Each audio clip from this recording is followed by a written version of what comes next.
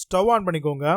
இப்போது mutton 1 kilo போட்டுட்டு அதில் தேவையான அளவுக்கு தண்ணி ஊற்றிட்டு 1/2 ஸ்பூன் அளவுக்கு தனி மிளகாய் தூள், 1 ஸ்பூன் அளவுக்கு கரம் மசாலா, 1 ஸ்பூன் அளவுக்கு மட்டன் மசாலா, இஞ்சி பூண்டு பேஸ்ட் ஒரு ஸ்பூன் அளவுக்கு நீங்கள் சேர்த்துட்டிங்கன்னா போதும். நல்லா மிக்ஸ் பண்ணிவிட்டு தேவையான அளவுக்கு உப்பு போட்டுக்கோங்க. ஒரு கைப்பிடி அளவுக்கு புதினாவும் கொத்தமல்லியும் சேர்த்துட்டு இப்போ நல்லா ஒரு மிக்ஸ் கொடுத்துட்டு நல்லா கொதி வந்த உடனே இந்த மூடி நம்ம விசில் விட்டுக்கலாம். மட்டன் வேகிறதுக்கான விசில் தான். கிட்டத்தட்ட ஒரு 6-7 விசில் விடுறது ரொம்பவே நல்லது. இப்போ ஸ்டவ் ஆன் பண்ணி திரும்ப ஒரு பேன் வச்சுக்கோங்க. அதில் தேவையான அளவுக்கு, அதாவது வெங்காயத்தை பொரிக்கணும் நம்ம ஹைதராபாத் ஸ்டைல் அப்படின்னா, அது அளவுக்கு எண்ணெயை ஊற்றிட்டு இப்போ நல்லா வெங்காயத்தை பொரிச்சு எடுத்துக்கலாம். மெலிசாக நம்ம கட் பண்ணியிருக்கோம். எல்லாத்தையும் பொரிச்சு நல்லா ப்ரௌன் ஆனவுடனே ஒரு பிளேட்டுக்கு ட்ரான்ஸ்ஃபர் பண்ணிக்கலாங்க. இப்போ எல்லா ஆனியன்ஸும் நம்ம பொரிச்சு வச்சாச்சு. திரும்ப ஸ்டவ் ஆன் பண்ணி அதில் ஒரு பாத்திரத்தை வச்சு தண்ணியை ஊற்றி அதில் கல்பாசி, ஏலக்காய், கிராம்பு, பட்டை, ஸ்டாரு, அதே மாதிரி பிரிஞ்சி இலை எல்லாத்தையும் போட்டு கொஞ்சமாக சால்ட் ஆட் பண்ணி கொஞ்சோண்டு எண்ணெய் ஊற்றிக்கோங்க. ஒரு கைப்பிடி அளவுக்கு கொத்தமல்லியும் புதினாவும் சேர்த்துட்டு நல்லா ஒரு மிக்ஸ் கொடுத்துக்கோங்க.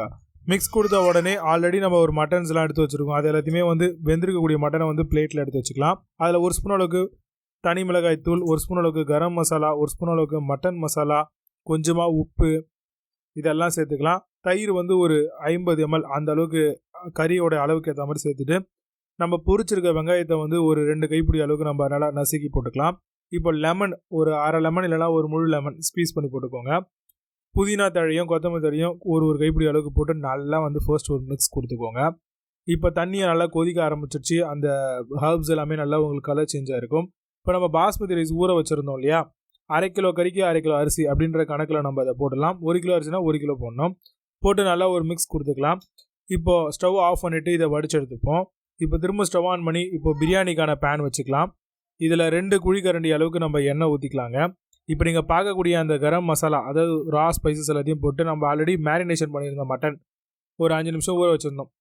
அதை போட்டுட்டு கொஞ்சமாக தண்ணி ஊற்றிக்கலாம். தண்ணி மட்டன் ஆல்ரெடி குக்கரில் இருக்கும் மட்டன் வாட்ரு, அதை கொஞ்சமாக ஊற்றி இப்போ 2 கைப்பிடி அளவுக்கு நம்ம அந்த ட்ரைடு ஆனியன் அதை போட்டுட்டு அதே மாதிரி கொத்தமல்லி புதினா எல்லாம் போட்டுட்டு நல்லா கொதி வந்தோடனே இப்போ ரைஸ் ஃபர்ஸ்ட் லேயர் மட்டன் அடியில் இருக்கட்டும், மேலே ரைஸ் போட்டுட்டு நல்லா மிக்ஸ் பண்ணிவிட்டு அதுக்கு மேலே பார்த்தீங்க அப்படின்னா திரும்ப வெங்காயம் அதே மாதிரி கொத்தமல்லி இதெல்லாம் போட்டு அந்த மட்டன் வாட்டரை கொஞ்சம் ஊற்றிக்கோங்க. திருப்பி அடுத்த ரைஸ் ஆஃப் லேயர்லேயும் அதே மாதிரி மட்டன் வாட்ரு நம்ம வச்சுருக்கக்கூடிய அந்த புதினா கொத்தமல்லி அப்புறம் அந்த ட்ரைடு வெங்காயம் எல்லாம் போட்டு ஃபைனல் ஸ்டேஜில் கொஞ்சமாக நம்ம கலருக்காக கலர் பவுடர் மிக்ஸ் பண்ணி நம்ம ஆட் பண்ணிக்கலாம். அதாவது கேசரி பவுடர் சொல்லுவாங்க. கொஞ்சமாக நெய் ஊற்றி மேலே ஒரு பிளேட் வச்சு தம் போட்டுடலாம். ஸ்லோவாக இருக்கணும்.